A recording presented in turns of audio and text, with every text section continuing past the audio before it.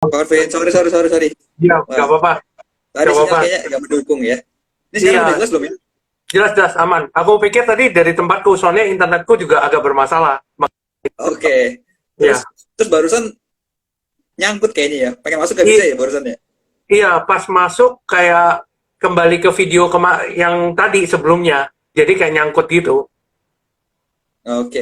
Jadi kita ini mungkin tadi teman-teman yang tadi juga ya join ya. Mungkin perkenalan kita udah nggak perlu diulang lagi ya. Kita langsung Iya, lanjut aja nih berhubung durasi udah kepotong 10 menit nih kita nih gara-gara ngomongin iya, koneksi. Kalau di iya, trading betul. mungkin bahaya kok ya. Iya, betul. Kalau lagi trading bisa ARB sahamnya. Aduh, oke. Jadi tadi mungkin ini ya, balik ke pertanyaan yang soal kenapa Ko Arvin awalnya tuh terjun ke dunia investasi. Mungkin ini klasik tapi kita harus harus melihat dari banyak sudut pandang ya. Kayak setiap orang mungkin alasannya beda-beda gitu. Nah, mungkin dari Ko Arvin tuh kenapa gitu pengen investasi awalnya. Oke, jadi basically kita tahu ya bahwa memang inflasi itu nggak bisa. Kita tahu ya bahwa inflasi itu nggak bisa dihindari, regardless tuh gede atau kecil ya. Jadi memang inflasi itu akan selalu ada gitu. Di benak kita itu akan selalu ada gitu. Bahkan even dari kita kecil pun harga harga makanan kan sudah jauh lebih mahal ya daripada sekarang gitu. Meskipun sekarang lebih di-amplify lagi semakin cepat gitu inflasinya. Nah, cuma memang investasi ini adalah salah satu cara supaya kita bisa hedging kita punya aset sebenarnya.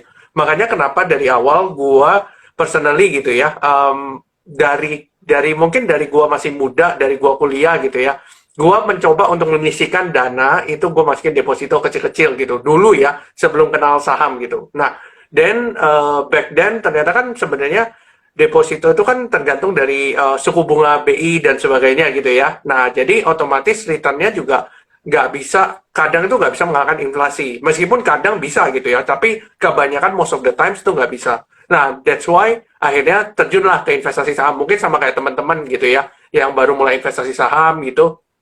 Mungkin sama ya, di awal-awal gue juga nabrak sana, nabrak sini. Mungkin saham-saham yang kita beli pertama kali gitu ya. Mungkin saham-saham yang ibaratnya itu aman banget ya gitu. Aman banget dalam arti kita tahu produknya itu apa. Terus mungkin kayak pertama mungkin teman-teman tahu Unilever lah, terus BCA lah. Ya mungkin saham-saham itu ya yang kita investasikan untuk awal-awal karena nggak ngerti gitu. Nah, ujung-ujungnya kita kan dari situ kan kita belajar gitu ya. Oh, ini tuh ada loh sektor-sektor komoditas yang Indonesia memang jagonya di sana gitu loh. Nah, jadi dari situlah gue belajar investasi karena ya itu, karena gue mau mengalahkan inflasi itu sebenarnya dari aset yang gue punya gitu. Oke, berarti milih saham tuh ya oh, berarti kenapa bisa milih saham kan? Kan tadi katanya awalnya deposito ya. Terus tiba-tiba Ya, berarti milih saham. Nah, terus kan Ko Arvin juga banyak ya bahas soal konten soal kripto ya. Kayak ya. dari sisi market ilmiahnya, dari sisi teknikal juga ada. Nah, kenapa di saham tuh bisa bisa naruh porsi lebih gede gitu instead of di kripto? Apakah karena memang sahamnya duluan gitu dibanding kripto atau ada alasan lain gitu? Oke, kalau kita bicara soal saham, memang by fundamental itu lebih lebih kita bisa cerna lebih mudah ya untuk orang awam terutama. Mungkin kalau untuk orang yang IT mungkin agak lebih lebih ini ya lebih paham soal yang tadi yang di kripto karena mereka ngerti sekali soal blockchain dan sebagainya. Nah, karena gua ngerti kapabilitas gua gak sampai setinggi itu, makanya gua pribadi itu ibaratnya eh, menaruh duit gua di tempat yang gua tahu, gua ngerti gitu. Nah, mungkin teman-teman juga sama gitu ya. Ketika teman-teman ngerti pada sebuah instrumen dan teman-teman ngerti banget, maka teman-teman punya confidence yang jauh lebih besar menaruh uang kalian di aset itu daripada kalian masuk ke aset yang lebih risky sebenarnya. Dan memang kripto kan sebenarnya volatile ya. Kalau kita lihat kan sangat volatile sekali. Nah, jadi sebenarnya aset kelas ini adalah aset kelas yang cukup baru dan cukup modern ya di saat-saat ini, baru hype itu baru-barusan ini. Dan tentunya sebagai kita yang investor-investor baru tentunya butuh waktu gitu ya untuk mempelajari aset-aset kripto ini. Terutama kripto kan banyak banget ya, nggak kayak emiten di bursa gitu. Kripto ada yang gunanya untuk security, ada yang gunanya untuk metaverse dan teman-temannya. Jadi makanya gue lebih banyak masuk ke saham daripada masuk ke kripto. Kurang lebih gitu sih. Oke. Sekarang sekarang kalau kalau boleh tahu mungkin posisi posisi investment Ko Arvin tuh lagi seperti apa nih? Apakah lagi banyak pegang cash atau mungkin memang udah banyak masuk nih di mungkin saham gitu? Oke, untuk di saham sendiri, aku personally buy cash ya. Mungkin sekitar masih 40-50%, karena terus terang masih 50-50 di saat-saat ini. Karena memang ISG-nya juga sudah tinggi banget gitu ya. Kita bisa lihat saham-saham blue chip juga rata-rata rally, terutama BCA ya, yang luar biasa rally-nya.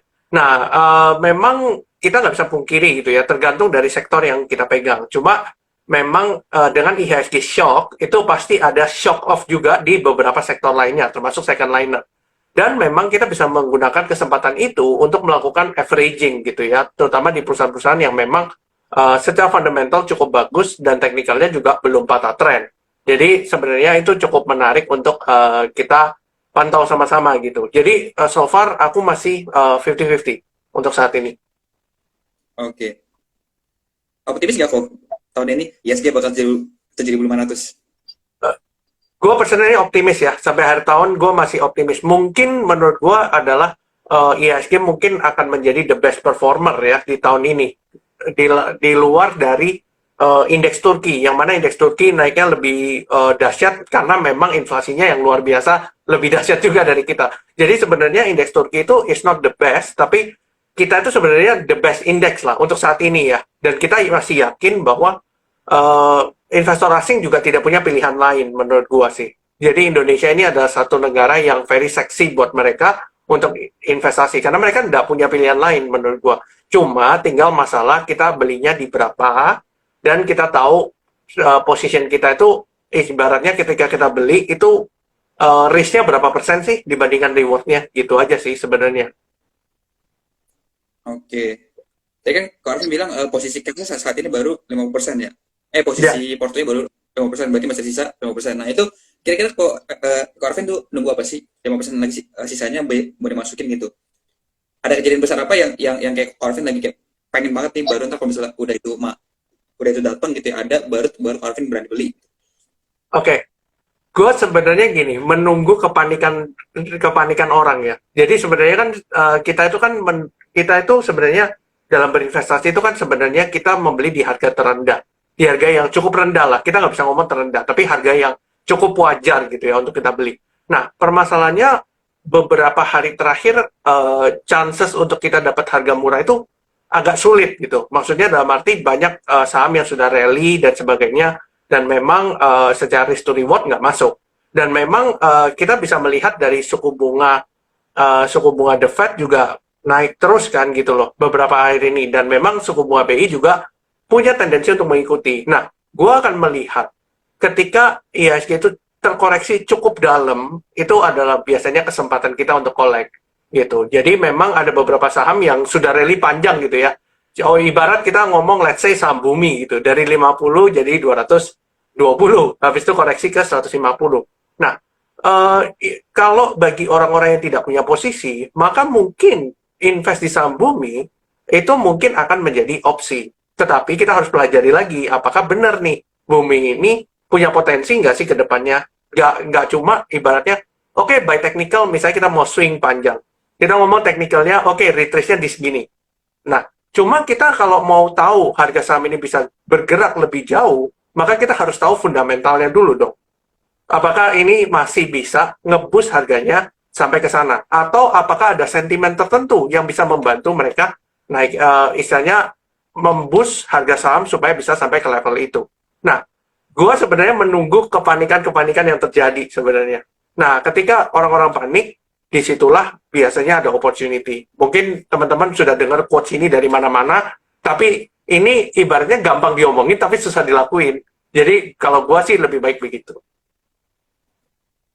Oke, ini menarik nih yang Ko Arvin bilang. Berarti Ko Arvin kalau boleh saya simpulin berarti Ko Arvin ini sebenarnya tuh lagi optimis banget dengan market, tapi cuma lagi menunggu ya nanti saat-saat ada berita-berita kecil yang bikin market tuh panik. Cuman Ya, sebenarnya untuk jangka panjang itu sebenarnya masih optimis banget. Nah, ya.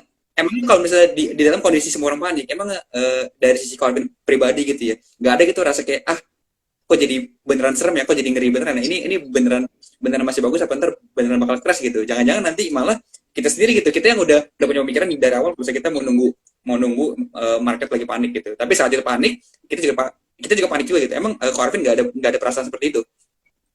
Oke, Sebenarnya gini, ketika kita membeli saham di harga yang tepat dan di harga yang memang murah ya, kita bilang murah itu tidak hanya by technical tapi by valuation juga. Ibaratnya risk yang kita bisa dapatkan itu kecil sekali karena kita tahu perusahaan ini punya prospek.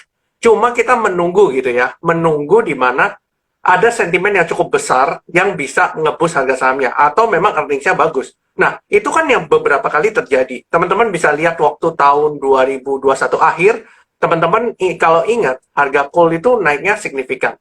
Tetapi di saat yang sama, harga sahamnya itu nggak kemana-mana.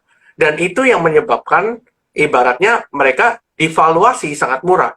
Nah, ketika ternyata harga coal itu naik signifikan, nah harga sahamnya juga mengikuti. Nah, itu yang teman-teman nggak ibaratnya harus tahu gitu, harus tahu apa sih yang teman-teman invest dan ngerti makroekonominya lagi lari kemana. Ketika teman-teman punya dasar itu gitu ya, teman-teman tahu dasarnya ini, maka teman-teman, aku yakin pasti ibaratnya nggak goyah gitu dalam menghold sebuah saham tuh nggak goyah karena teman-teman tahu apa yang teman-teman investasikan. Ibaratnya contoh misalnya, teman-teman tahu saham call lagi tinggi. Nah, cuma teman-teman ibaratnya ketika beli di harga tinggi, teman-teman kan pasti mau jual lebih tinggi lagi.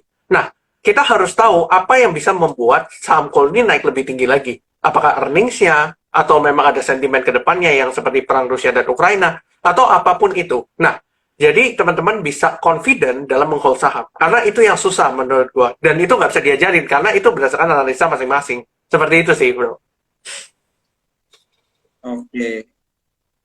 Tapi kalau misalnya kita ngomongin market panik itu sendiri ya, ini kan lagi banyak banget nih isu-isu negatif ya. Contohnya lah kayak resesi lah ya. Katanya kan bukan katanya bahkan itu kayak prediksinya itu banyak negara yang akan resesi kayak negara-negara di Amerika kayak Amerika sendiri atau mungkin negara-negara Eropa gitu ya. Bahkan bahkan Cina pun mungkin ada potensi gitu untuk resesi juga kan. Tapi mungkin Indonesia memang masih jauh lah ya. Tapi kalau misalnya kita ngomongin resesi berarti kan harus melihat dari market global juga. Nah, gimana pandangan Ko Alvin ngelihat soal resesi dunia ini gitu? Mungkin kemungkinan resesi dunia ini.